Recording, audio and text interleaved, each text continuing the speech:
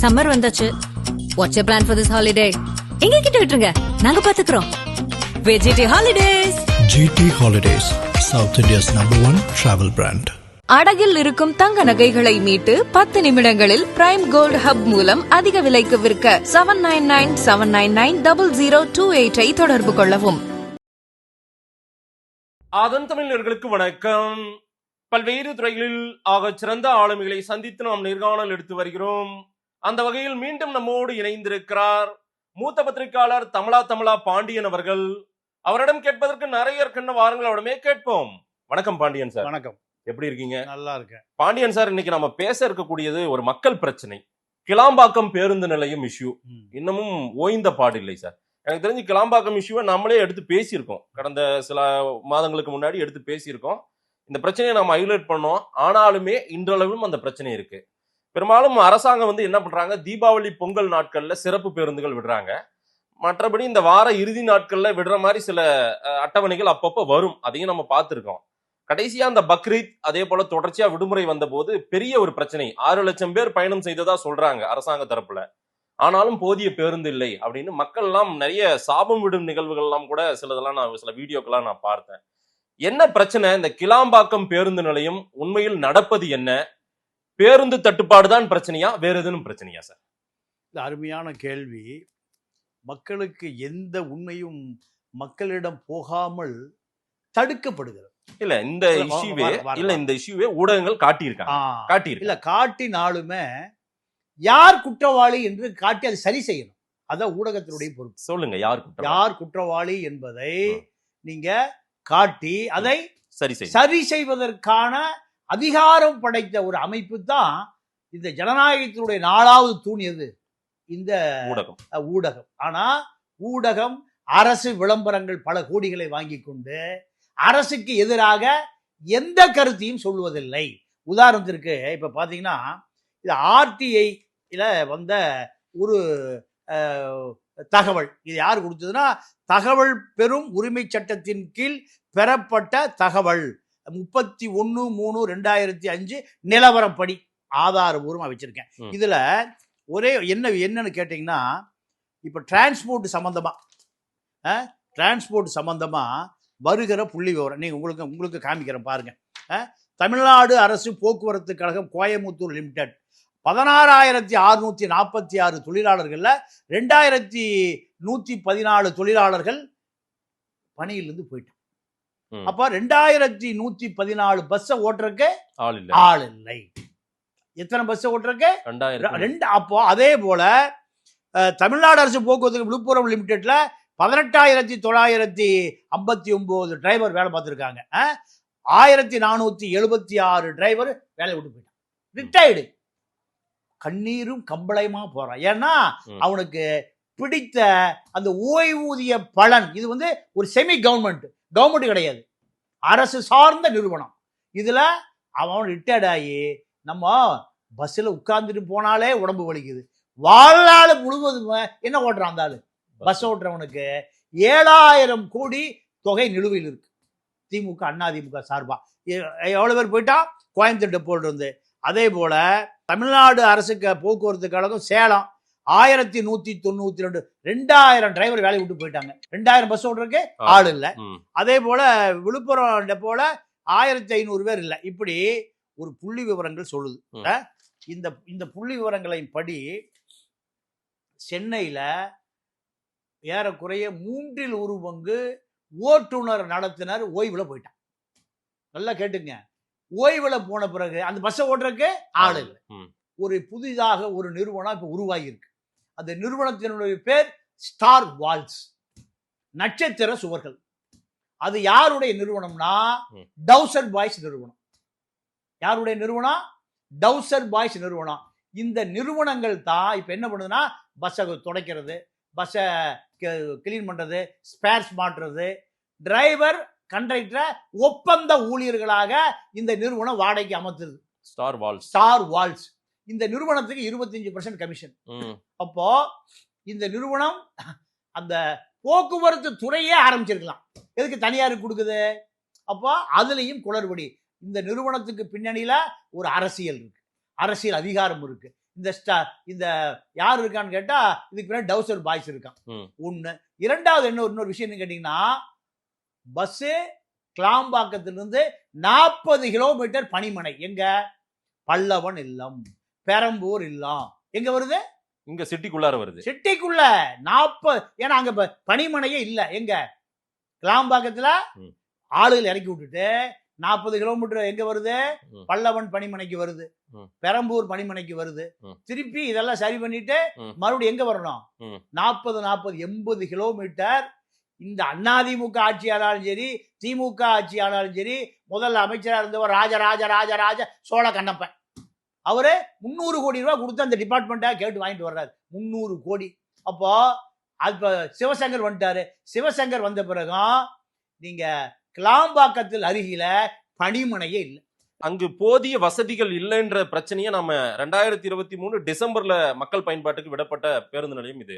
அன்றிலிருந்தே இந்த பிரச்சனை இருக்கு. ஒவ்வொன்னா மேம்படுத்திட்டு வராங்க. அதுல ஒரு சிக்கலா தான் இப்ப நடந்துட்டு இருக்கிறதுன்னு சொல்றாங்களே. இதெல்லாம் சார், அதாவது அதிகாரி என்ன பண்ணிருக்கணும்னு கேட்டீங்கன்னா, டிரான்ஸ்போர்ட் கமிஷனர் என்ன பண்ணிருக்கணும்னா, இந்த நூற்றுக்கணக்கான ஏக்கர் கிளாம்பாக்கத்துல பேருந்து நிலையத்திற்கான இடம் ஆர்ஜிதம் செய்கிற பொழுதே பணிமனைய ஏற்பாடு பண்ணிருக்கணும். நீங்க விமான நிலையம் இருக்கு, விமான நிலைய செட்டு, விமானத்தை எங்க ரிப்பேர் பண்ணுவான்? ஏர்போர்ட் தான் ரிப்பேர் பண்ணுவான். இதை எடுத்து கொண்டு போய் எங்க அமிச்சிகளை ரிப்பேர் பண்ணுவான். அப்போ டிப்போ அங்க இருந்திருக்கணும். அடிப்படை. ஓகே. பெட்ரோல் அடிக்கிற எங்க, டீசல் அடிக்கிற எங்க வர்றான்? பல்லவன் பணிமனை. இதெல்லாம் நான் ஐஏஎஸ் படித்த அதிகாரிகளுக்கு அறிவே இல்லையா?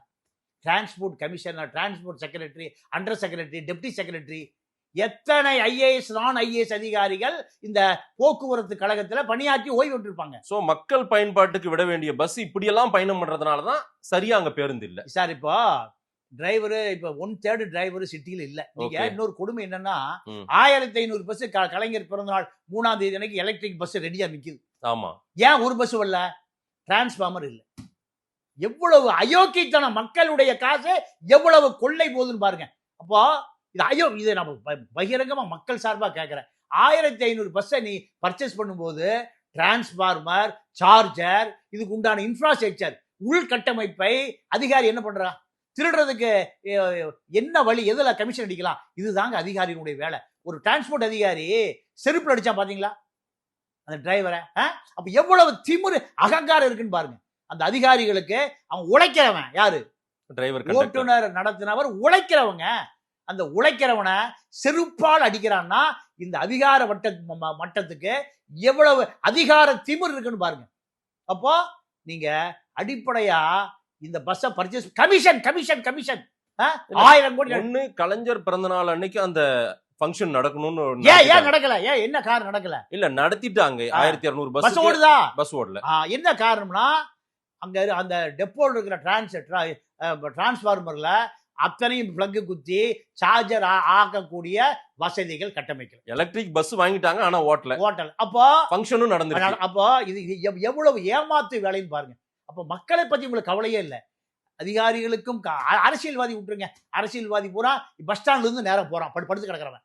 பஸ் ஸ்டாண்டில் சென்னையே வராதவன் பூரா எனக்கு பல பேர் மந்திரி ஆயிட்டான். அதிமுக திமுகவுல சென்னையே முழுசா எங்க இருக்குன்னு தெரியாது. அப்படியே விட்டேன்னு அப்படியே திருதுன்னு முழிக்கிற ஆட்கள் பூரா டிரான்ஸ்போர்ட் மினிஸ்டர். எம்ஜிஆர் காலம், நான் எம்ஜிஆர் கூட சொல்ல முடியாது. எம்ஜிஆர் காலம், ஜானகி, ஜெயலலிதா, கருணாநிதி, ஸ்டாலின் காலத்துல பூராம பஸ்ல ஒரு நாள் போக முடியுமா காசு கொடுத்துன்னு பார்த்துட்டு இருந்தோம் பூரா டிரான்ஸ்போர்ட் மினிஸ்டர். ஹைவேஸ்ல ஏதாவது நமக்கு வேலை கிடைக்குமானா ஹைவேஸ் மினிஸ்டர். இப்படி இந்த திராவிட இயக்கத்தினுடைய பெரிய அற்புதங்கள் பாருங்க. ஜி ஊம்பா, திறந்துடுக ஜே, அந்த மாதிரி. அப்போ இது நான் அரசியல்வாதிகளை குறைய சொல்ல. அதிகாரி என்ன செய்யறாரு?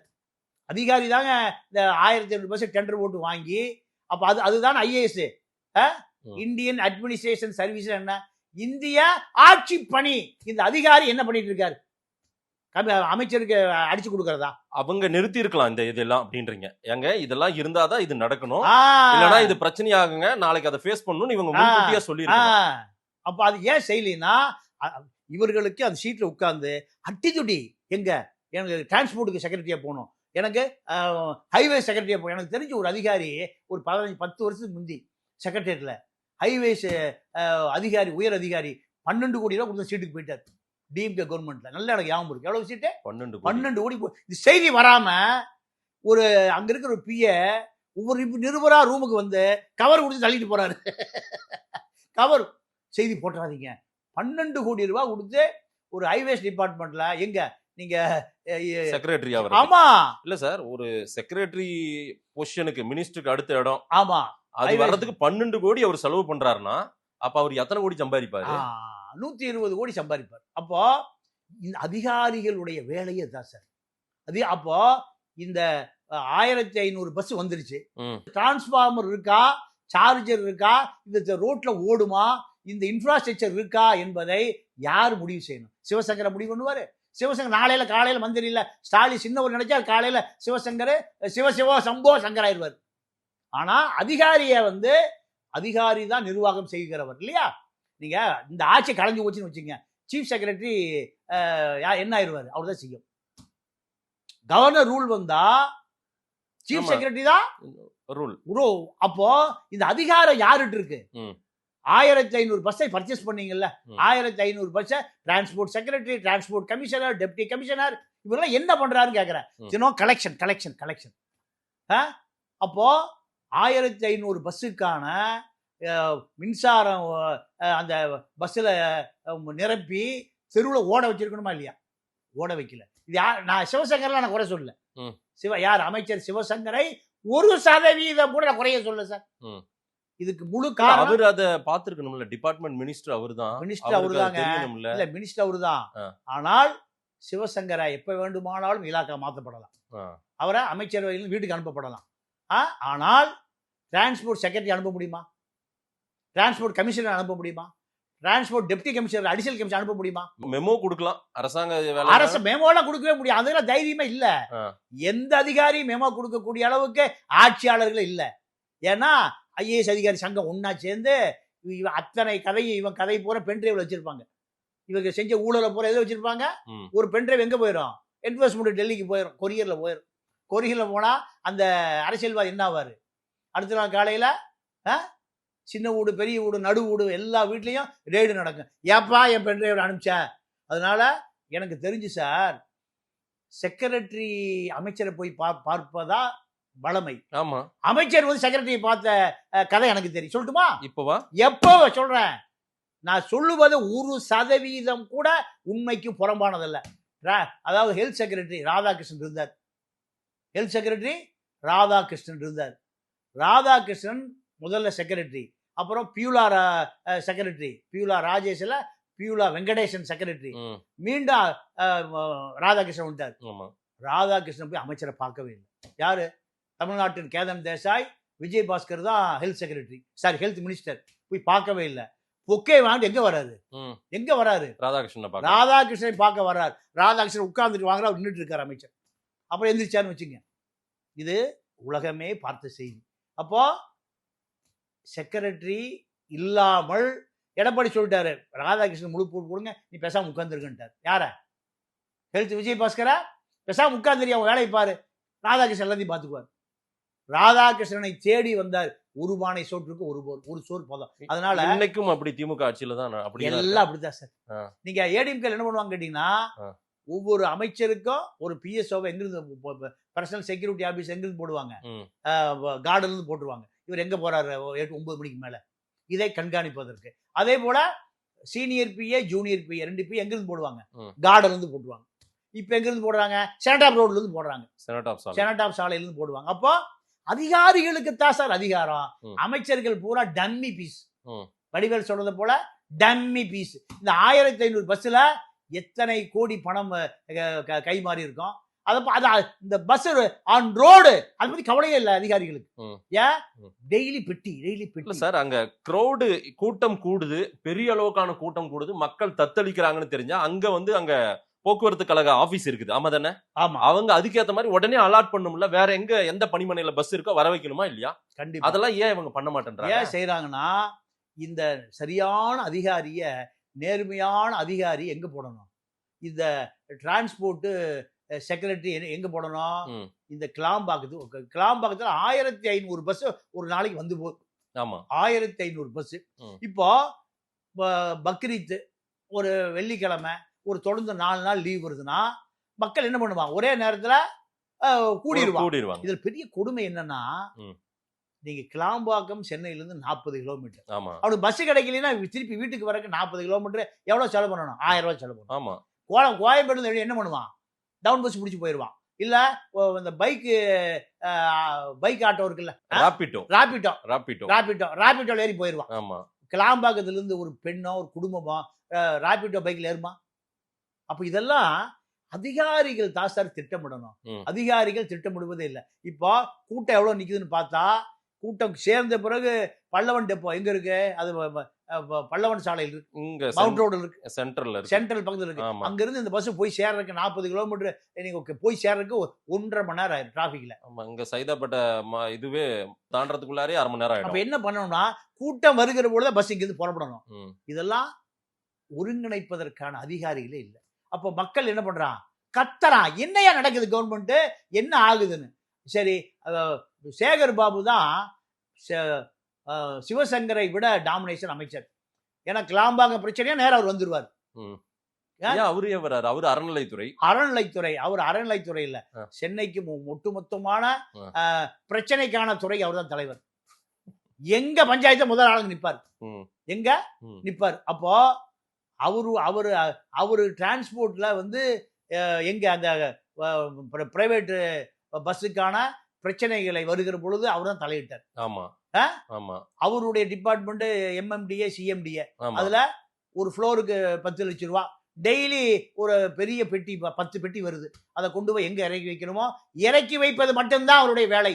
இதை முதல்ல யார் செஞ்சார்னா, நீங்க கட் அவுட் வைப்பது மட்டும்தான் வட சென்னையை சேர்ந்த இறந்த மதுசூதனுடைய வேலை. அப்ப யார் எழுதினார்னா, பிரபஞ்சம் எழுதினார். அதிமுக கட் அவுட் வச்சு அதை பத்திரமா கட்டி கொண்டு போய் பாதுகாத்து வைப்பதற்கு ஒரு அமைச்சர் ADMK கவர்மெண்ட்ல, அவர் பேரை கட் அவுட் அமைச்சர் மதுசூதன, அதை எழுதினாரு பிரபஞ்சன். மதுசூதனன் மந்திரியான பிறகு மாடு மேய்ப்பவனுக்கு கூட அந்த ஆசை போயிருச்சுனார். எப்படி? அப்போ மதுசூதன இல்லாத அந்த இடத்தை யார் செய்தா? சேகர் பாபு செய்தார். அவரும் அவருடைய சிஷி புள்ள மாதிரி அவரு சிஷி புள்ளதான். எல்லாம் கட் அவுட் வைப்பதுல தேர்ச்சி பெற்றவர்கள், அதுல டாக்டரேட் PhD வாங்கியவர்கள். ட்ரம்ப் கட் அவுட் வச்சா கண்டிப்பா இவரை எலான் மாஸ்க் விரட்டி விட்டுட்டு இவரை சேர்த்துக்குவாங்க. இல்ல அவருக்கு இப்ப எலான் மாஸ்க் ட்ரம்புக்கே பெரிய அதாங்க. இப்ப சேகர் பாபு போனா எலான் மாஸ்க் இடத்துக்கு அவருக்கு போயிருவாருங்க. அப்போ இதெல்லாம் ஒரு இவர்கள் தாங்க திராவிட இயக்கத்தினுடைய அமைச்சர்கள். இப்போ அந்த மக்களு, நீ இன்னொரு பெரிய விஷயம்னு கேட்டீங்கன்னா, 10 மணிக்கு மேல சிட்டியில எங்கேயும் பஸ்ஸே இல்ல. 10 மணிக்கு மேல இல்ல, இரவு பேருந்துன்னு ஒண்ணு விடுறாங்க இருக்கு. அது எல்லா பகுதியிலையும் ஓடுறது இல்ல. எல்லா பிரச்சனையே அதுதானே. நீங்க மதுரை இருக்குல்லங்க, மதுரையில 5 பஸ் ஸ்டாண்ட் இருக்கு. 5 Anna bus stand, Periyar bus stand, Mattuthavani, Palanganatham, இப்படி 5 இன்னொரு பஸ் ஸ்டாண்ட் மறந்து போச்சு. 5 பஸ் ஸ்டாண்ட்ல 24 மணி நேரமா 10 நிமிஷத்துக்கு ஒரு பஸ் எங்க வேணா போல எங்க வந்தாங்க. நானே போயிட்டு வந்திருக்கேன். ஆனால் மதுரையில் எப்படி பஸ் எல்லாம் இல்லைன்னா அவன் கொஞ்சம் உணர்ச்சி வசப்பட்டான். யாரு? மதுரை மக்கள். தூங்கா நகரம், அதுக்கு பேர் மதுரை தான். நீங்க ராத்திரி ஒரு 2 மணிக்கு போனீங்கன்னா போதும், பரபரப்பா இருக்கு ஊரே. தூங்கா நகரம். அங்க பஸ் இல்லைன்னா ரணகலம் ஆயிரும். எங்க? மதுரையில. ஏன்னா குடிக்கிற டீ 10 ரூபாய் டீ, 10 ரூபாய்க்கு அவன் வேர்வை அப்படியே சிந்தி தான் டீ. என்னல டீ மாதிரி இல்லல, அடுத்த நாள் கடையில் டீ கடை இருக்க துரிச்சு எடுத்துட்டு போயிடுவான். சாப்பாடு மதுரைன்னு ஏன் சொல்றான்? குடுக்கிற உழைச்சிட்டு வந்து குடுக்கிற காசை, கோனார் மிஸ்ஸா இருந்தாலும் சரி, நாடார் மிஸ்ஸா இருந்தாலும் சரி, குடுக்கிற காசுக்கு தெளிவா இருக்கணும். இல்லைன்னா அந்த இடத்துல ஹோட்டல்ல என்ன இருக்கும், பந்தல் கோட்டை பிரிச்சு நைட்டு எடுத்துட்டு போயிடுவான்.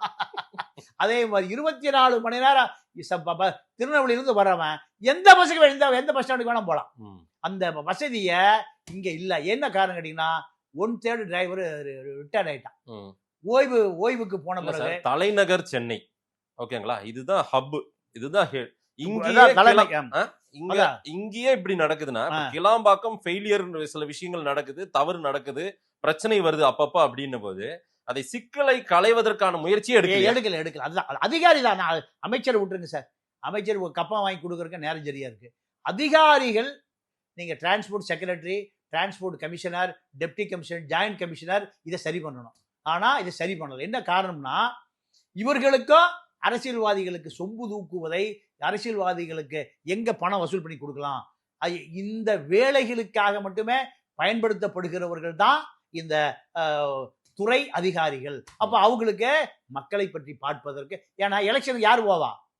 அதிகாரி போக மாட்டான். யார் போவா? அரசியல்வாதிக்கு தான். அப்ப அவன் தானே போயிட்டு போறான். நமக்கு இந்த நிர்வாக திறமை இல்லாத அரசாகத்தான் திமுக அரசு பார்க்கப்படுகிறது. நீங்க தண்டையார்பேட்டை டெப்போ இருக்குல்ல, ஆமா, நான் அங்க ஒரு தலைவர், தொழிற்சங்க தலைவரோட பேசினேன். சார் டெய்லி 1 லட்சம் ரூபா தான் சார் வசூலாது. 70 பஸ் ஓடுது. எவ்வளவு பஸ்? 70 பஸ்ஸை வச்சுட்டு ஒரு நாளைக்கு 1 லட்சம் ரூபா வசூலானா 70 × 1 லட்சம் போட்டா ஏறக்குறைய 1500 ரூபா கணக்கு ஒரு பஸ்ஸா. ஏன்னா பெண்கள் இலவசம், அதே போல முதியவர்களுக்கு இலவசம், பள்ளிக்கூட மாணவனுக்கு இலவசம், எல்லாம் போய் 1 லட்சம் ரூபா.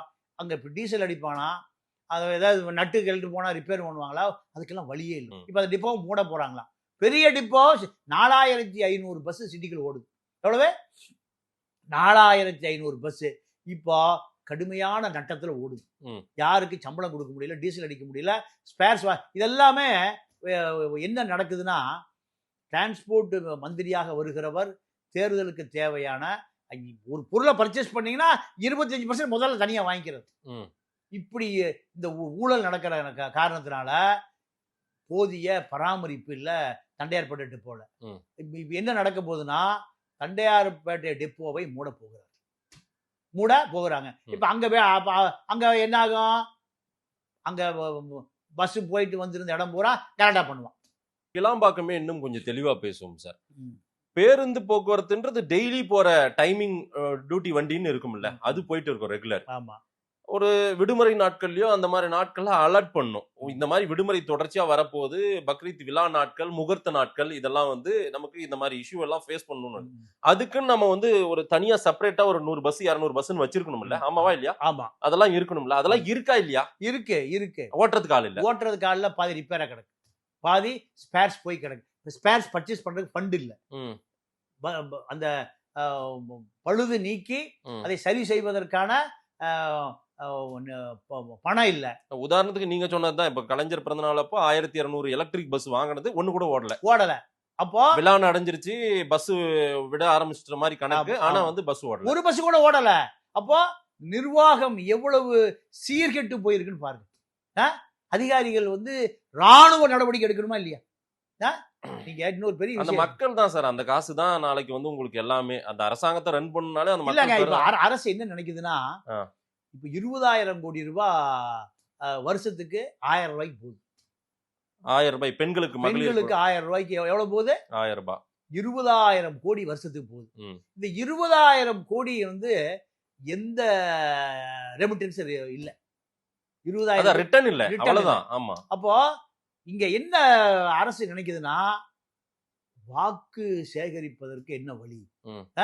மக்களே கூட என்ன நினைப்பாங்க, குடும்ப தலைவிகள் கூட, அந்த காசை கொடுங்க மக்கள், நாங்க பஸ்ல போயிட்டு வரோம், அதை போட்டு இதையாவது செய்யுங்கன்னு கூட சொல்ற அளவுக்காக தான் நம்ம மக்கள் இருக்காங்க உண்மையிலேயே.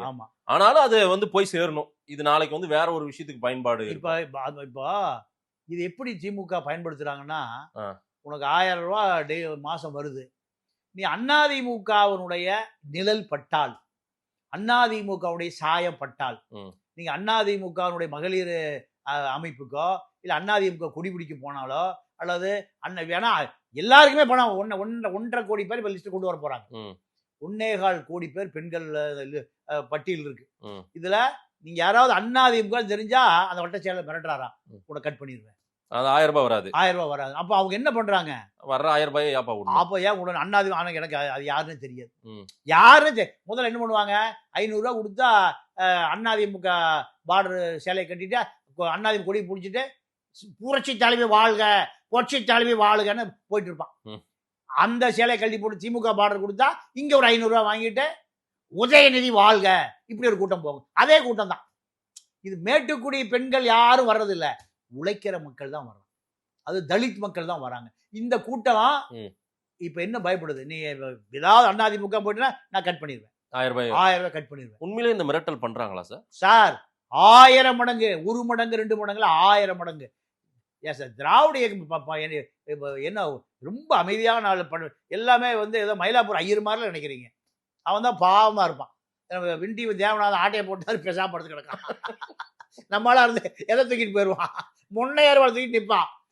மயிலாப்பூர் பாவம் கஷ்டப்பட்டு உட்காந்து மயிலாப்பூர் பெனிஃபிட் ஃபண்டில் போட்டா மொத்தமாக 500 கிலோ தங்கத்தை போய் ஜெயிலில் சாப்பிட்டு நம்ம சௌரியம் படுத்திருக்காரு தேவநாதன்.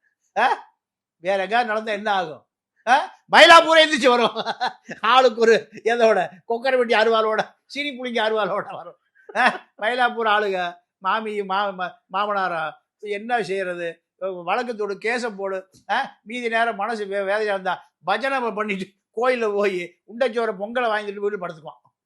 அப்போ ஆமாம் சார், இழந்த அவங்களுக்கும் இல்ல வருத்தம் தான், வேதனை தான். நம்ம அது வந்து அது ஒரு நம்ம காமெடியா சொல்ல, வேதனையோடு சொல்லுது. அவர்கள் வந்து வன்முறையாளர்கள் அல்ல. மயிலாப்பூர் நம்ம டி நகர்ல இருக்கு, எல்லா ஓய்வு பெற்ற மக்கள் பூரா கௌரா மடத்தில் போய் என்ன எல்லாமே எல்லாம் ரிட்டையர்ட் ஆட்கள் தான். நான் எப்பவுமே அங்கே ஒரு ஹோட்டல் இருக்கு, அந்த பக்கம் போன போலி வாங்கி சாப்பிடுவேன், அவ்வளோ ருசியாக இருக்கும். ஆனால் அந்த மக்களை பார்த்தா அமைதியாக வாழ்ந்துட்டு, ஏமாத்தினாலும் அமைதியாக இருக்கான். மயிலாப்பூர் பெனிஃபிட் பண்ணி ஏமாத்தினாலும் சரி, ராயப்பேட்டை பெனிஃபிட் பண்ணி ஏமாத்தினாலும் சரி, அமைதியாக போயிட்டு ஆண்டவன் பார்த்துக்குவான். எங்கே ஆண்டவனே கடைசி போய் வித்து போடுறானுங்க. அப்போ இந்த மக்களை பொறுத்த வரைக்கும் மக்கள்கிட்ட அந்த நேரத்தில் வந்து கத்துறான், அது மீதி நேரம் ஆப்பாயிடுறான். ஆனால் இந்த மகளிர் உரிமை தொகைக்காக திமுகவை சேர்ந்த வட்ட செயலாளர் எல்லாமே நீங்க அதிமுக லேபிள் உங்க மேல ரேகை படர்ந்தால் அதிமுக ஓட நீங்க ஏதாவது தொடர்பு தெரிஞ்சதுன்னா நான் கட் பண்ணிடுவேன். கட் பண்ண முடியாது. ரெண்டாவது விஷயம், ஒரு எச்சரிக்கை. அந்த 1000 ரூபாய்ன்றதே பெரும்பாலும் ஒரு இயலாத மக்களுக்கு போகும்போது அவங்க வந்து இதை பயப்படதான் செய்வாங்க. உண்மையில நமக்கு 1000 ரூபாய் போயிடுச்சுன்னா என்ன பண்றது? அப்ப இப்படித்தான் இருக்கு. எதுல பஸ் ஸ்டாண்ட் ஃபெசிலிட்டிஸ் எல்லாம் இப்ப இன்க்ரீஸ் பண்றாங்கன்றாங்க. ரயில் இப்ப அதுக்கான அங்க ரயில் நின்னு போற அளவுக்கு அங்க ஒரு ஸ்டேஷன் எல்லாம் கொண்டு வராங்க. அதே போல அந்த பேருந்து நிலையத்துக்கு எதிரே ஒரு மேம்பாலம் எல்லாம் கொண்டு வரது, அந்த வேலைப்பாடுகள் எல்லாம் நடந்துட்டு இருக்கதா சொல்றாங்க. இதெல்லாம் கட்டி முடியறதுக்கு 5 வருஷம் ஆயிரும். 5 வருஷம் இப்போ ரயில்வே ஸ்டேஷன் எல்லாம் இப்ப வந்துரும் சொல்றாங்க. வந்துரும். இப்ப கிளாம்பாக்கம் பஸ் ஸ்டாண்ட் ஆரம்பிச்சு அதிமுக ஆட்சியில் ஆரம்பிச்சு இப்ப அதிமுக ஆட்சி போய் திமுக ஆட்சி வந்துருச்சு. எத்தனை வருஷம் ஆச்சு? 2023 டிசம்பர்ல கொண்டு வந்தது. இன்னைக்கு 25 நம்ம பேசிட்டு இருக்கிறது ஜூன் வந்துருச்சு. ஆமா, எத்தனை வருஷம் ஆச்சு? 1.5 வருஷமா செயல்பாட்டுல இருக்கு. அதுக்கு முந்தி அது எத்தனை வருஷத்துக்கு முந்தி அந்த இடம் ஆரம்பிச்சது பண்ணி கட்ட ஆரம்பிச்சது? அது ஒரு 3-4 வருடங்களுக்கு முன்னாடியே. சரி, நீங்க இப்ப மோடி ஒரு பாலத்தை ஆமா உலகத்திலேயே பெரிய பாலம். எத்தனை வருஷத்துல அதை கட்டி முடிச்சான்? என்ன 50 வருஷமா எடுத்துக்கிட்டான்? இல்ல 100 வருஷமா எடுத்துக்கிட்டான். சைனால போய் பாருங்க, சைனாவுல மிகப்பெரிய அற்புதமான பாலங்கள் பூராம 1 வருஷம் 2 வருஷம் முடிச்சிடலாம். அப்போ இந்த மக்களை எலக்ட்ரிக் பஸ் கதை தான். எலக்ட்ரிக் பஸ் வாங்கியாச்சு, சார்ஜர் இல்ல, கரண்ட் இல்ல, டிரான்ஸ்ஃபார்மர் இல்ல, பிளக் இல்ல, பிளக் பாயிண்ட் இல்லன்னு 1 பஸ் 2 பஸ் இல்ல, எத்தனை பஸ்? 1500 பஸ். நீங்க அது கொஞ்ச நாள் என்ன ஆகும்? பழைய இரும்புக்கு தான், காயலாங்கடைக்கு தான் போகணும். பேரிச்சம்பழம் வாங்கலையோ, பேரிச்சம்பழம் இப்படி இந்த கதை ஆயிரும். அப்போ நீங்க பராமரிப்பு இல்லாமல், பயன்பாட்டுக்கு இல்லாமல் எந்த திட்டத்தை போட்டாலும் எப்படி சரியா வரும்? சரி, நீங்க பணிமனைங்கிறது அவசியம். அந்த பணிமனையே இல்லாமல் கிளாம்பாக்கம் பேருந்து நிலையம் திட்டமிட்டது முதல் தப்பு. 2வது தப்பு, டீசல் அடிக்கிறதுக்கு எங்க போகணும்? 40-80 கிலோமீட்டர். ஆமா, ஒரு நாளைக்கு 1000 பஸ் 80 கிலோமீட்டர் போனா எத்தனை லிட்டர் டீசல் செலவாகும்? இது ஒரு ஐஏஎஸ் அதிகாரி திட்டமிட மாட்டான். இல்ல, பயணத்தின் போதே போகும்போது வேற பணிமனையில அடிச்சுக்கலான்ற ரூல்ஸ் கூட கிடையாது. அப்படிலாம் கிடையாது. இப்ப விழுப்புரம் இது இருக்கு, டிப்போ இருக்கு, அந்த மாதிரி எங்கயாவது அந்த மாதிரி எல்லாம் பண்ண முடியாதா? எங்க புறப்படுதோ அங்க புறப்பட்ட பஸ் எங்க போயிட்டு திரும்பி வர வரைக்கும் அந்த டேங்க் கொள்ளளவு இருக்கு. ஆமா, அந்த கொள்ளளவு இருக்கு. எல்லாமே நம்ம மாதிரி காரு போற வழியில அடிச்சுக்கலாம், அங்க அடிச்சுக்கலாம், இப்படி எல்லாம் கிடையாது. சரி, டீசல் என்பது பணிமனை டு பணிமனை தான் அடிக்க முடியும். அப்போ கிளாம்பாக்கத்துல டீசல் ஃபியூலிங் ஸ்டேஷனே கிடையாது. இது எத்தனை பஸ் வருது? 1500 பஸ் வந்து போகுது. 1500 பஸ்ஸுக்கு நீங்க 10 வருஷமாவா டீசல் டேங்க் கட்டுறீங்க? நீங்க ஒரு கணக்கு போடு, எவ்வளவு பணம் மக்கள் வரி பணம் வேஸ்ட் ஆகுது பாருங்க. 80 கிலோமீட்டர் சார். 40 போகிற 40 வர 40 1000 பஸ், குறைந்தபட்சம் 1000 பஸ் போடுங்க. 1000 பஸ் 80 கிலோமீட்டர் எவ்வளவு வருது? 8000 கிலோமீட்டர் வெட்டியா போகுது. 8000 கிலோமீட்டருங்கிறது எத்தனை 1000 லிட்டர் டீசல்? 8 கிலோமீட்டர் கூட கிடைக்கும், 6 தான் கிடைக்கும். அப்போ 1000 லிட்டர் டீசல், 1000 லிட்டர் டீசல்னா ஒரு லிட்டர் டீசல் 100 ரூபாய். 1000 லிட்டர் டீசல்னா எத்தனை லட்சம், வருஷத்துக்கு எத்தனை கோடி, என்ன எங்க போகுது? மண்ணா போகுது. யாருடைய வரிப்பணம்? மக்களுடைய வரிப்பணம். ஒரு ஃபியூல் ஸ்டேஷன் கட்டாம ஒரு கிளாம்பாக்கம் பஸ் ஸ்டாண்டு 10 வருஷமா இயங்குதுன்னா இது நாடான்னு மட்டும் சொல்லுங்க. 10 வருஷம் இல்ல, 2 வருஷம், 1.5-2 வருஷம். ஏங்க திட்டமிட்ட மட்டும் எப்பங்க பிளான் போட்டது? எப்போ? அப்ப இருந்தே கணக்கு 2 வருஷம் உடனே போயிடலாம். இல்ல அட்டையிலே கட்டிட்டாங்களா? அட்டையில கட்டினாங்க? இல்ல நீங்க பஸ் ஸ்டாண்டு கட்டுவதற்கு முன்பு பஸ்ஸுக்கு என்ன வேணும்? இதெல்லாம் வேணும். இதுதாங்க உள்கட்டமைப்பு தாங்க. அப்போ இதை திட்டமிடுவதற்கு அதிகாரிகளுக்கு நேரமே இல்லையா? யோசிக்கவே இல்லையானா? யோசிக்க திட்டமிடுவதை விட நீங்க கமிஷன் வாங்குவதற்கான அதிகாரி சீட்ல உட்கார்ந்தா இன்னைக்கு எந்த டிபார்ட்மெண்ட் இன்னைக்கு எவ்வளவு வருது, அமைச்சருக்கு எவ்வளவு வாங்கி கொடுக்கலாம், நமக்கு எவ்வளவு கிடைக்கும், இப்படி எல்லாம் யோசிப்பதனாலதான் இந்த 1500 எலக்ட்ரிக் பஸ் ஓடல.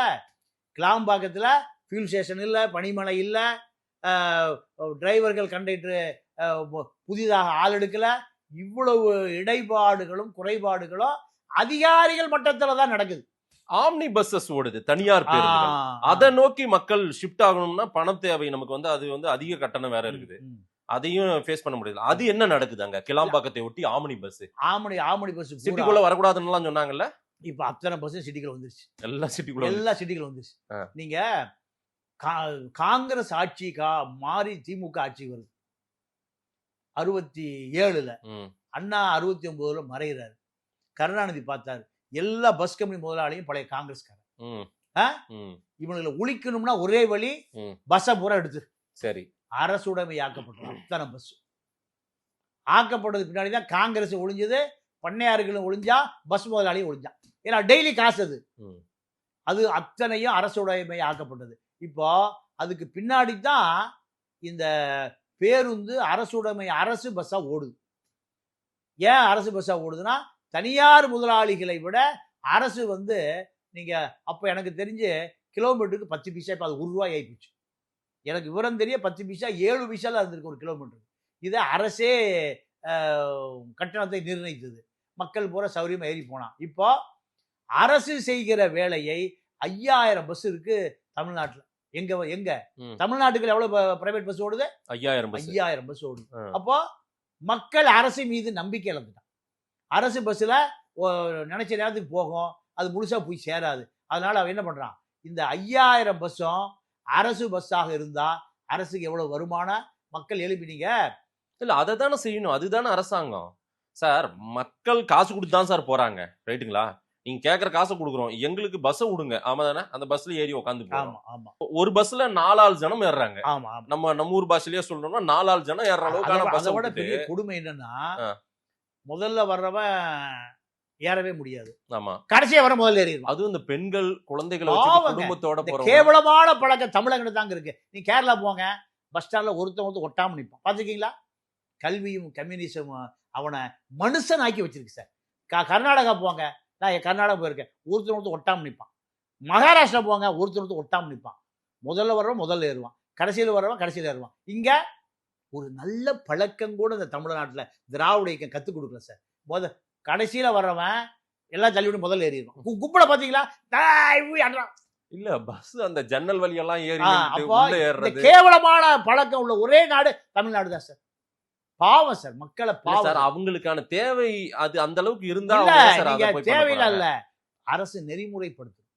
நீங்க கேரளாவுல ஆட்டோவுக்கு நீங்க 10 பைசா மிச்சம்னு திருப்பி கொடுத்துருவான், கர்நாடகாவில் கொடுத்துருவான், பம்பாயில உலகம் பூரா கொடுத்துருவான். இங்க ஆட்டோக்கு பக்கத்துல போனீங்கன்னா 100 ரூபாய் ஃபைன், உட்கார வேண்டியது இல்லை. ஏப்பா விலதானப்பா கேட்டேன், எதுக்கே ஆட்டோ முட்டினா நீ 100 ரூபாய் கொடுத்துருப்போம். இப்போ ஒரு இன்னைக்கு வரைக்கும் இந்த திராவிட இயக்கத்தினால டிரான்ஸ்போர்ட்ல மீட்டர் சிஸ்டம் கொண்டு வர முடிஞ்சுதா? இல்ல, அதை சொல்றாங்க, கேவலமா இருக்கு சார். இங்க நீ மீட்டர்ல போய் தான் சொல்லுங்க. இல்ல சார், இப்போ இந்த ஓலா ஊபர் காரே நம்ம புக் பண்ணோம்னா எவ்வளவு சார் அமௌண்ட் வந்திருக்கு? 250 ரூபா வந்திருக்கு, ஒரு 100 ரூபா சேர்த்து கொடுங்கன்னு கேட்டு அப்படின்னா தான் வராங்க. அந்த மாதிரி நிலை இருக்கு. அது அதுக்கு காரணம் கேட்டீங்கன்னா அரசு கடினமான நடவடிக்கை. ஏன் கேரளாவில் போய் கேட்க சொல்லுங்களேன், ஆந்திராவில் கேட்க சொல்லுங்க, கர்நாடகா கேட்க சொல்லுங்க, மகாராஷ்டிரா கேட்க சொல்லுங்க, எங்க வேணா கேட்க சொல்லுங்க. மீட்டர் எவ்வளவு 10 பைசா குதினா கேரளாவில் வாங்கவே மாட்டான் சார். மீட்டருக்கு மேல 10 பைசா குதினா வாங்க மாட்டான். அவனுக்கு சுயமரியாதை பாதிக்குன்னு நினைக்கிறான். எவ்வளவு இங்க சுயமரியாதைக்காக இயக்கம் நடத்திய தந்தை பெரியாருடைய மண்ணுல சுயமரியாதைன்னு ஒண்ணு மண்ணா போச்சு. ஏய் காசு குடியா சாவுக்குறாக்கி நம்மாளு. அப்போ ஒரு அவசரத்துக்கு வண்டி புக் பண்ணி கூப்பிடுறாங்க. அவங்க என்ன சூழ்நிலையில இருக்காங்கன்னு கூட அவங்க தெரிஞ்சுக்கிறது இல்ல. நான் எல்லா டிரைவர்களையும் சொல்ல, ஒரு சிலர் வந்து ஒருத்தர் 2 பேர் நிறைய இப்ப அதிகமாயிட்டாங்க. அது அவங்க என்ன லேடிஸா, குழந்தையா, இல்ல வேற என்ன பிரச்சனையில அவங்க போறாங்களா, இல்ல ஒரு டெத்துக்கு போறாங்களா, ஒரு ஏதோ ஒரு அவசரத்துக்கு கூப்பிடுறாங்களான்னு கூட தெரியல. மேல 100 ரூபா கொடுத்தாதான் வருவேன், அங்கேயா நான் ரிட்டர்ன் வரும்போது நான் சும்மா தான் வருவேன், அதுக்கு 200 ரூபா கொடுன்றாங்க. அப்ப இது அரசு தான் கட்டுப்படுத்தணும். நீங்க பம்பாய், டெல்லியில நீங்க பணம் வச்சிருந்தீங்க, இல்ல ஒரு பொம்பளை புள்ள வச்சிருக்கீங்க அப்படின்னா அப்படி பார்ப்பான். நான் பலமுறை பார்த்துருக்கேன். பஞ்சாபி ஆட்டோ டிரைவர் நம்பி ஏறுவான், பஞ்சாபி டாக்ஸி டிரைவர் நம்பி ஏறுவான். ஏன்? பாதுகாப்பு. ஏன் தமிழன் நம்பி எவன் ஏன் ஏறது இல்லை? பெண்ணோ, பணம் வச்சிருக்கிறவனோ, இல்ல வியாபாரியோ, இல்ல பொருள் வைத்திருப்பவனோ யார் நம்பி ஏறுவான்? பஞ்சாப்காரன் தலப்பா டிரைவர் வரானான்னு பார்ப்பான். மும்பையில் சார், டெல்லியில சார். நீங்க அப்ப பஞ்சாபுக்கு போக விரும்பல. நான் சொல்லுகிற இந்தியாவுடைய கேபிட்டல் டெல்லி, பம்பாயில சொல்றேன். பஞ்சாப் டிரைவர் தான் நம்பி ஏறுவான். பணம் இருக்கும், இல்ல குழந்தை குட்டி பெண்கள் வச்சிருப்பான், பாதுகாப்பா குட்டி இறக்குவான். அந்த பழக்கம் பஞ்சாபிட்ட மட்டும்தான் இருக்குன்னு இந்தியாவில் நீங்க வேற எந்த மாநிலத்திலையும் பார்க்க முடியாது. நம்மால் என்ன பண்ணுவான்? மீட்டருக்கு மேல போட்டு தரையா, இல்ல தள்ளு போ சாவுராக்கி. இந்த பழக்கத்தை அரசு தான் கொண்டு வரும். நீங்க கல்வி, தரமான கல்வியை கொடுத்தீங்கன்னா தரமான குடிமகன் உருவாவான். தரமான கல்வி யாரு? ஐஸ்வரி கணேஷ் சார்ட்டர் ஃபிளைட் வச்சு கல்யாணத்தை எங்க நடத்துறாரு? மாலத்தீவுல கொண்டு போய் இந்த கோடம்பாக்க களிச்சடைகளை எல்லாம் கூட்டிட்டு போய் இந்த மக்கள் கட்டுற வரி என்ன கல்வி பணத்தை சார்ட்டர் ஃபிளைட் வச்சிருக்கிற ஒரே கல்வி கொள்ளையர் முத்துசாமி. பினாமி முத்துசாமிக்கு அல்வா கொடுத்துட்டு பலாயிரம் கோடியை வச்சிருக்கிற ஐஸ்வரி கணேஷ் கோடம்பாக்கத்தை அத்தனை பேர் இவன் பொண்டாட்டி அவன் தள்ளிட்டு போயிட்டான், அவன் பொண்டாட்டி இவன் தள்ளிட்டு போயிட்டான். ஆர்த்தி புருஷனையா காரணத்தை தேடுது. அவன் டான்ஸரோட கனிஷாவோட போயிட்டு இருக்கான். எங்கடா எல்லாம் மாலத்தீவு போயிட்டு இருக்கானுங்க. என்னடா ஆச்சு இவனுக்கு பூரா? எங்க இந்த கல்வி மக்கள் கட்டுற வரி பணம் கொடுக்குற பணத்துல தனி விமானம் வச்சிருக்காரு. யாரு? ஐஸ்வரி கணேஷ். ஐஸ்வரி வேலனுடைய மகன் ஐஸ்வரி கணேஷ் நேர போய் ஏன் எங்க கல்யாணம்? மாலத்தீவுல தான் கல்யாணம். 250 கோடி ரூபாய் செலவு. அம்பானி சமயக்காரன் இங்க வந்திருக்காரு. இந்த அரசியல்ல மக்களுக்கு கிளாம்பாக்கத்துல பஸ்ஸே கிடைக்கல. பஸ் வருது இல்ல இப்படி எல்லாம் சங்கடப்பட்டிருக்காங்கன்னு மக்கள் தெரிஞ்ச உடனே தலைவர்கள் வேகமா இதுக்கு ஏனும் ஒரு முனைப்பு எடுக்கணும், அரசாங்கம் எடுக்கணும். எதிர்கட்சி திரு எடப்பாடி பழனிசாமி சொல்லிட்டாரு, கிளாம்பாக்கமே சாட்சி, ஒரு திறனற்ற ஆட்சிக்கு சாட்சி கிளாம்பாக்கமே சாட்சின்ட்டாரு அவரு. பட் இதை சரிப்படுத்த வேண்டிய அரசாங்கம் அதை பற்றி இப்ப உடனே ஸ்பாட்டுக்கு போயிருக்கணும்ல. ஒரு துணை முதலமைச்சர் போயிருக்கலாம், இல்ல அமைச்சர் போயிருக்கலாம், யாரோ ஒருத்தர் ஸ்பாட்டுக்கு போய் என்ன பிரச்சனை இது சரி பண்ணிடலாம், நீங்க ஒன்னும் கஷ்டப்பட்டதுக்கு உங்க கஷ்டத்துக்கு நாங்க வருத்தப்படுறோம்ன்றத கூட சொல்ல மாட்டோம். தொடர்ந்து பிரச்சனை நடந்துட்டே இருக்கு. தொடர்ந்து பிரச்சனை நடந்துட்டே ஒரு வருத்தம் கூட தெரிவிக்க மாட்டேங்கிறாங்களே சார். வருத்தம் தெரிவிப்பதெல்லாம் மக்களுக்கு தேவையில்லை சார்.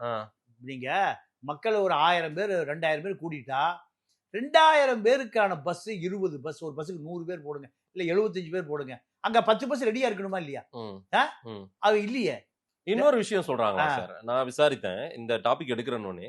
திருச்சின்னா திருச்சி ஆட்கள் மட்டும் ஏறி உட்காரணுமா, மத்தவங்க நடுவுல போறவங்க எல்லாம், விழுப்புரம் போறவங்க எல்லாம் ஏறக்கூடாது. அது நிறைய பிரச்சனை இது சொல்றாங்க. அவங்க விழுப்புரம் போறவங்களுக்கு அப்ப நீங்க தனியா பஸ் விடணும். ஆமாவா? ஒண்ணு அதையாவது நீங்க பண்ணணும். அதுவும் பண்றது கிடையாது. மதுரைன்னா மதுரைக்காரங்க மட்டும் ஃபில் பண்ணிட்டு அதுக்கப்புறம் நீ ஏத்தலாம். ரைட்டு, மதுரை மட்டுமே ஏறுங்கன்னு எல்லா பஸ்ஸும் சொன்னா அவன் என்ன பண்ணுவான்? அவன் ஏற்கனவே பஸ்ஸே கிடைக்கல அந்த மக்களுக்கு, பாவம். அவங்களுக்கு நீ மதுரை மட்டும் ஏறி உட்காரு, திருச்சி மட்டும் ஏறி உட்காருனா நடுவுல போற விழுப்புரம் போறவங்க எங்க போவாங்க? கள்ளக்குறிச்சி போறவங்க எங்க போவாங்க? நீங்க SCTCல ஒரு நல்ல அதிகாரி இருந்திருக்காரு. அந்த அதிகாரி இது போன்ற குறைகளை எல்லாம் சுட்டி காமிச்சிருக்காரு.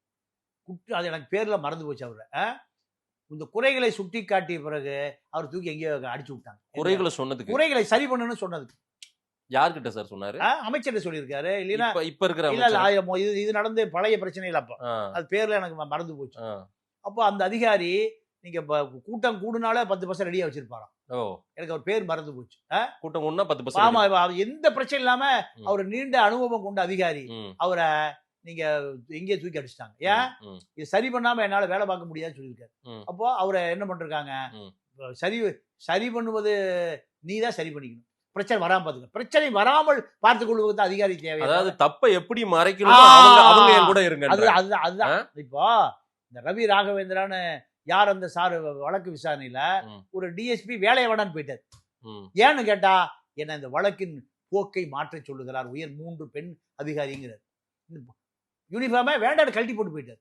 ஞானசேகரன் கேஸ். அப்போ இந்த அரசோடு அரசு என்ன செய்யுதுன்னா பிரச்சனைகளை எப்படியாவது மறைத்து விடு மக்கள்கிட்ட இருந்து, மூடி மறைச்சு. அதுதான் இந்த அரசனுடைய கொள்கையாக இருக்கு. அப்போ கிளாம்பாக்கம் பிரச்சனையே முடியாது. இல்ல ஆம்னி பஸ்ஸஸ் நம்ம பேசியது நீங்க அப்படியே டைவர்ட் ஆகி வந்துட்டோம். ஆம்னி பஸ்ஸஸ் வந்து இப்ப எதுவுமே கிளாம்பாக்கத்துல நிக்கிறாங்க, நின்னு இறக்கி விட்டு வந்துடுறாங்க. சரி, இப்ப ஆம்னி பஸ்ஸோடைய ரோல் என்னன்னா அவங்க இப்ப சிட்டிக்குள்ள வந்துட்டாங்க. சிட்டிக்குள்ள வந்து எல்லாத்தையும் அவங்க அந்த பணிமனை மாதிரி அவங்க வச்சுன்னு வந்துடுறாங்க. அது ஒரு ரூல்ஸ் போட்டாங்கல்ல, யாரும் உள்ள வரக்கூடாது, அங்க ஒரு தனி ஆம்னி பஸ் ஸ்டாண்ட் எல்லாம் ரெடி ஆயிட்டு இருக்கனால சொன்னாங்க.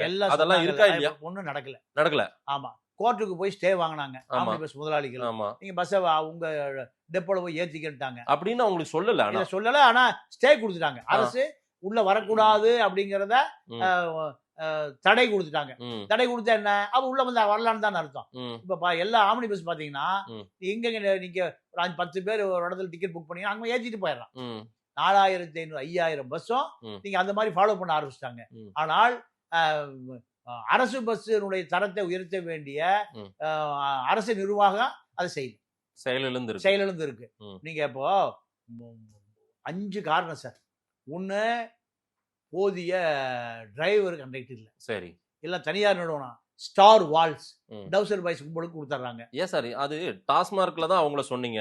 யார ரத்தீஷ் எல்லாம் சொல்றீங்களா? ரத்தீஷ், விக்ரம் ஜூஜு, ஆகாஷ் பாஸ்கர், ரோமியோ பிலிம் ரகுமான் என்ற ராகுல், இப்படி 22 பேர் பட்டியல் இருக்காங்க. எவ்வளவு பேரு?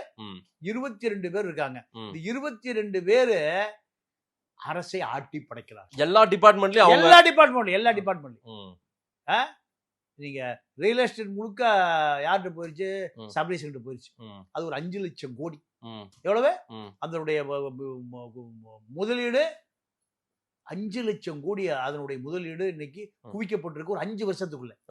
இது ஐடி, இடி இதெல்லாம் பார்த்தா வேற ஏதாவது டிபார்ட்மெண்ட் வெளிநாடுல இருந்து கொண்டு வந்து அதை கண்டுபிடிக்கணும். 5 லட்சம் கோடி குவிக்கப்பட்டிருக்கு. இந்த டவுசர் பாய்ஸ் கணக்கு பார்த்தா எல்லா டிபார்ட்மெண்ட்லயும் இவர்கள் மூக்கு நுழைக்காத துறைகளே கிடையாது. இந்த போக்குவரத்து துறையும் அதான். அந்த ஸ்டார் வால்ஸ் யாருதுன்னு கண்டுபிடிக்க. இதுல 25% சர்வீஸ் சார்ஜ். 100 கோடி ரூபாய்க்கு நடந்தா 25 கோடி ரூபாய், 1000 கோடி ரூபாய்க்கு நடந்தா 250 கோடி ரூபாய். எது? மேன் பவர் சப்ளை பண்றது, பஸ்ஸை துடைக்கிறதுக்கு, சுத்தம் பண்றதுக்கு, ஸ்பேர்ஸ் மாட்டுறதுக்கு, எதையும் செய்ய. நீங்க இன்னொரு குடும்பம், அதாவது அரசு பணியில வெளியேறினவங்க, ரிட்டையர்ட் ஆனவங்க, ஓய்வு பெற்றவர்கள், இல்ல ஏதேனும் ஒரு காரணத்தினால அவங்க இருந்து அந்த இன்கேஸ் இட் ஹேப்பன் ஏதாவது நடந்தவங்களுக்கு அந்த இடத்த ஃபில் பண்ணணும். அதை ஃபில் பண்ணாம இந்த மாதிரி கான்ட்ராக்ட் ஆட்களை எடுத்து வச்சுக்கிறது. அது லாரி டிரைவரு, வேன் டிரைவரு, இவர்களை பஸ் ஓட்ட விடுறது. அவர்களுக்கு இந்த நிறுவனத்துல பதிவு செஞ்சுட்டா ஒப்பந்த ஊழியர்களாக, ஏன் அது டிரான்ஸ்போர்ட் நிறுவனமே அது ஒரு நிறுவனத்தை உருவாக்கி அது அந்த நிறுவனமே அதை நடத்தக்கூடாதா? அவனுக்கு இவனுக்கு கொடுக்குற 250 ரூபாய அவர்களுக்கு கொடுக்கலாமா? யாருக்கு? உழைக்கிறவனுக்கு கொடுக்கலாமா? அது எதுக்கு கமிஷன் நடுவுல? இன்னொரு பெரிய கொடுமை என்னன்னா, தமிழ்நாடு முழுக்க எல்லா டெப்போலையும் ஆளுங்கட்சி தொழிற்சங்கத்தை சேர்ந்த எனக்கு தெரிஞ்சு ஒரு 2000 பேர் வேலைக்கே போறது இல்ல. திமுக தொழிற்சங்கத்துல சார், அவங்க தொழிற்சங்கத்துல இருக்கிறவங்க டிரைவர் கண்டக்டர் தான். ஆமா, வேலைக்கே போறது இல்ல. ஆனா கையில் போட்டு போயிருவாங்க. சம்பளம் வருது, கையில் சம்பளம். ஆளுங்கட்சி சம்பளம் கொடுக்காம எம்டி இருந்துட முடியுமா? எனக்கு ஒரு குறைந்தது ஒரு டெப்போவுக்கு ஒரு 25-30 பேர் இருக்காங்க. தமிழ்நாடு முழுக்க இருக்கக்கூடிய டெப்போ கணக்கு போடுங்க, பணியாளர்களை கணக்கு போடுங்க. இவர்கள் பூரா நீங்க முன்னாடி ஸ்டாலின் படம் இருக்கும், கரவேட்டி இருக்கும். டெப்போ மேனேஜர் அவர் கேட்கவே முடியாது. அந்த போக்குவரத்து தொழிலாளிக்கு என்ன அர்ச்சனை நடந்தது, அதே அர்ச்சனை யாருக்கு நடக்கும்? டெப்போ மேனேஜருக்கு நடக்கும். அப்போ இவர்கள் பூராமே தொழிற்சங்க தலைவர்கள். அதிமுக வந்தாலும் திமுக வந்தாலும் சரி, தொழிற்சங்கம் என்பது அமைச்சரவைக்கும் தொழிலாளிக்கும் நடுவில் உள்ள தரகர்கள். உனக்கு என்ன வேலை வேணுமா, 2-3 லட்சம் கொடு. எனக்கு டிரான்ஸ்போர்ட் மினிஸ்டர் நேரு இருந்தார் 2006-11. அப்போ ஒரு ஏறக்குறைய ஒரு ஒரு ஒரு 5000-10,000 டிரைவர் கண்டக்டர் வேலைக்கு எடுத்தாங்க. 3 லட்சம் ரூபா 5 லட்சம் ரூபா. இதை செய்தி வராமல் தடுப்பதற்கு நிருபர்களுக்கு பூரா 3 சீட் 5 சீட். எனக்கு தெரிஞ்ச ஒருவர் பேரெல்லாம் நம்ம சொல்ல விரும்பல, அவர் இப்போ எங்க இருக்காருன்னு தெரியல. அவருக்கு 5 சீட் கொடுத்தாங்க. 15 லட்சம் ரூபா சம்பாதிச்சார். ஒரு நிருபர், ஒரு பெரிய பத்திரிகையினுடைய நிருபர். இது செய்தி அடிச்சிடாதீங்க தயவுசெய்து. உங்களுக்கு நீங்கள் யார்கிட்டயும் வாங்கி போட்டுங்க. 3 லட்சம் ரூபா வாங்கிட்டு 5 சீட்டை போட்டார். அதாவது அதிகாரி எனக்கு விசாரிக்க விட்டு நான் பேரெல்லாம் சொல்கிறேன். அப்போ இப்படி மக்கள் நீங்கள் அப்போ இன்னொரு பெரிய அதிர்ச்சி நடந்தது டிரான்ஸ்போர்ட்ல. ஜெயலலிதா முதலமைச்சர், போக்குவரத்து துறை ஸ்ட்ரைக் பண்றான். ஜெயலலிதா கூப்பிட்டு அதிமுக தொழிற்சங்க ஓட்ட சொல்றாங்க.